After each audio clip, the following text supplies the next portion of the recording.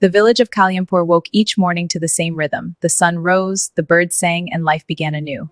The distant lowing of cattle, the creak of wooden carts, and the soft sweep of mothers brushing dust from their doorsteps. Among them was Sita, a widow with tired eyes and an unbreakable will. And her son Arjun, a boy whose dreams were far bigger than the narrow dirt paths he ran on. Arjun loved school, or at least the idea of it. Every morning, he would stand outside the small, crumbling schoolhouse at the edge of the village. It was a simple act, but it carried the weight of hope for the whole community. He watched other children recite lessons, their voices rising like birds into the sky.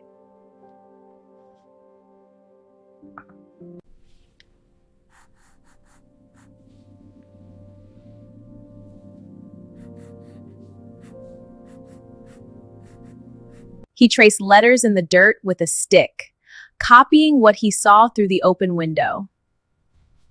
His determination to learn was inspiring. But when the bell rang and the children filed inside, Arjun stayed behind. Because dreams, as he had learned early, cost money. And money was something his mother didn't have. Sita worked in the fields from sunrise to sunset, her hands rough and cracked, her back bent under years of labor. She earned just enough to keep food in their clay bowls, some days less. School fees, books, even a uniform, it was all beyond reach. Still, every night she would sit beside Arjun under the dim glow of an oil lamp. "Tell me what you learned today," she would say. And Arjun would smile, pretending. "I learned how to write my name," he'd say one night. "The teacher says I'm very smart," he'd say another. Sita knew the truth, but she never corrected him. Because hope, she believed, was the only wealth they could afford. One evening, after a long day in the fields, Sita found Arjun crying quietly behind their hut. "What happened?" she asked, her heart tightening.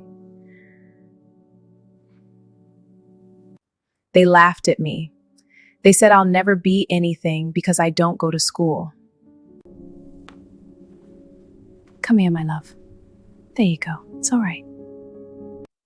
Listen to me. You are not less than anyone. Your path is just different." But that night, for the first time, she cried after he fell asleep. The next morning, something unusual happened. A sleek black car rolled into Kalyampur, stirring clouds of dust and curiosity. The whole town buzzed with questions about the driver.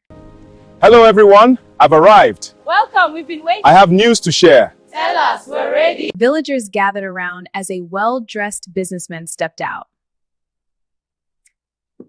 His polished shoes were sinking slightly into the uneven ground. You could see the subtle indentations forming with each step. He introduced himself as Mr. Verma. He had grown up in a village not unlike this one, he explained, and had returned to invest in rural education. He wanted to find children who were eager to learn but lacked opportunity.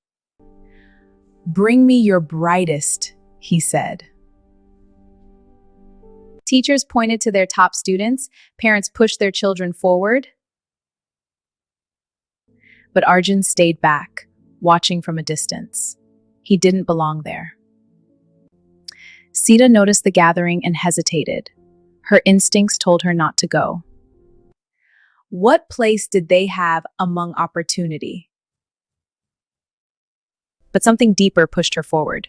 She took Arjun's hand and walked into the crowd. "He doesn't go to school," someone whispered. "Why bring him?" Another scoffed. Mr. Verma turned toward them. "And you are?" he asked gently. "This is my son," Sita said, her voice trembling but steady. "He cannot attend school, but he wants to learn more than anything." The crowd chuckled.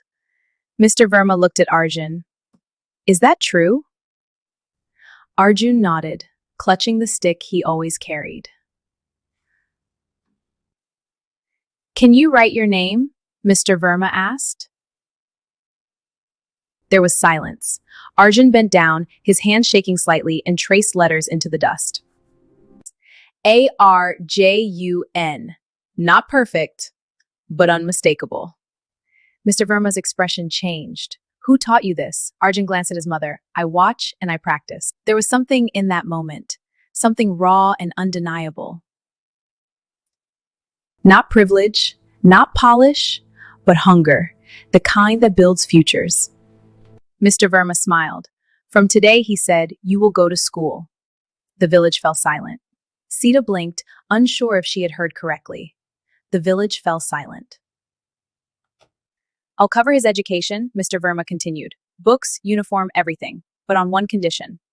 You must promise me, he said, that one day you will return and help someone else the way I helped you. Tears streamed down Sita's face. Arjun nodded, his voice breaking. I promise. Years passed. The dusty paths of Kalyanpur remained the same, but one boy's journey changed everything. Arjun didn't just go to school, he excelled. His nights under the oil lamp turned into days in classrooms, then universities.